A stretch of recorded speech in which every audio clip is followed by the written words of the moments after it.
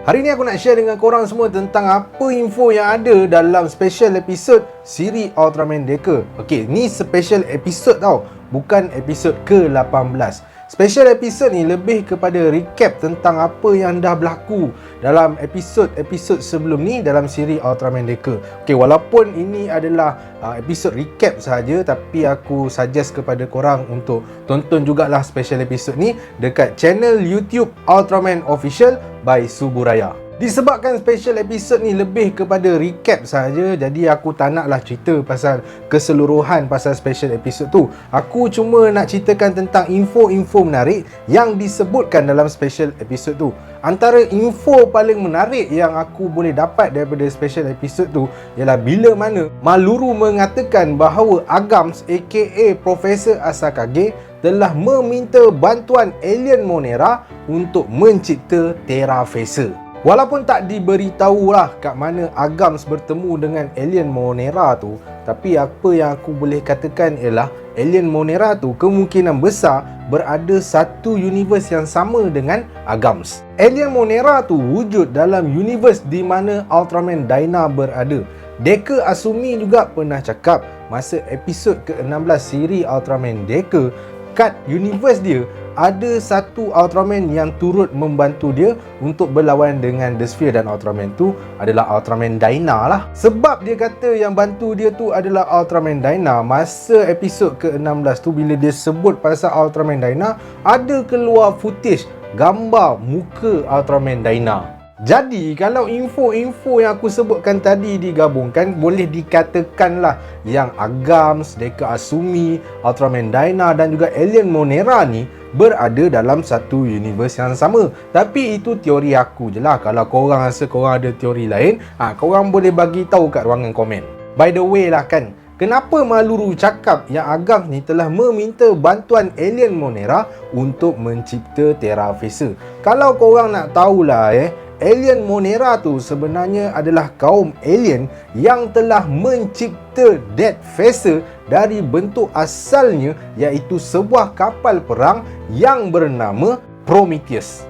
Bagi sesiapa yang tak pernah tengok Death Facer tu dan macam mana Death Facer tu berlawan dengan Ultraman Dyna, korang boleh tengok sendiri ya dalam movie Ultraman Dyna and Ultraman 3 Warriors of the Star of Light.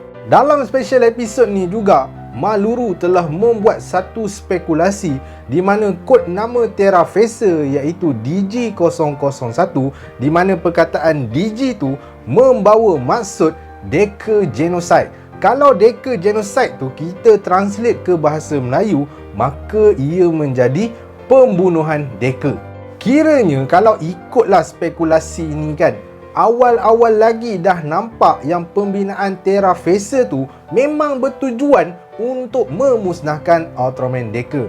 Cuma orang tak perasan lah kod nama DG tu membawa maksud kepada pembunuhan Deca. Selain tu, Maluru juga telah terpecahkan satu rahsia besar, iaitu berkenaan dengan Mitsukuni Shizuma. Mitsukuni ni adalah pengasas kepada Shizuma Foundation dan juga salah seorang pengasas TPU. Mitsukuni juga adalah bapa kepada Yuna Shizuma. Rahsia yang didedahkan oleh Maluru ni ialah dia mengatakan bahawa Mitsukuni Shizuma ni sebenarnya berasal dari universe yang berbeza.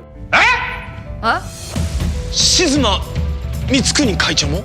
Kiranya si Mitsukuni ni dia bukan berasal dari universe yang sama dengan Kanata dan juga Kengo Manaka. So, si Mitsukuni tu berasal dari universe mana satu? Adakah dia berasal dari universe di mana beradanya Ultraman 3? Yalah, sebab kalau kita pernah tengok salah satu episod dalam siri Ultraman Trigger, si Mitsukuni ni pernah mengeluarkan kuasa cahaya Ultraman 3 untuk membantu Ultraman Trigger. Tapi itu teori aku je lah. Kalau korang ada pendapat lain, jangan segan-segan untuk tinggalkan pendapat korang dalam ruangan komen. So, itulah dia antara info-info yang aku rasakan menarik yang ada dalam special episode kali ini. Tapi, masa hujung-hujung special episode ni, ada ditunjukkan preview episod ke-18. Dalam preview tu, ada ditunjukkan kemunculan semula Agams, di mana Agams telah menangkap Kanata.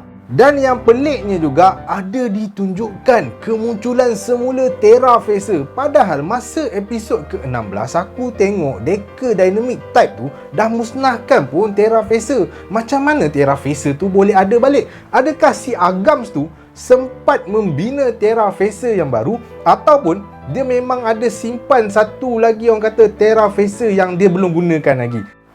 Itu kita kena tengok lah masa episod 18 nanti. Makin mendebarkan pula.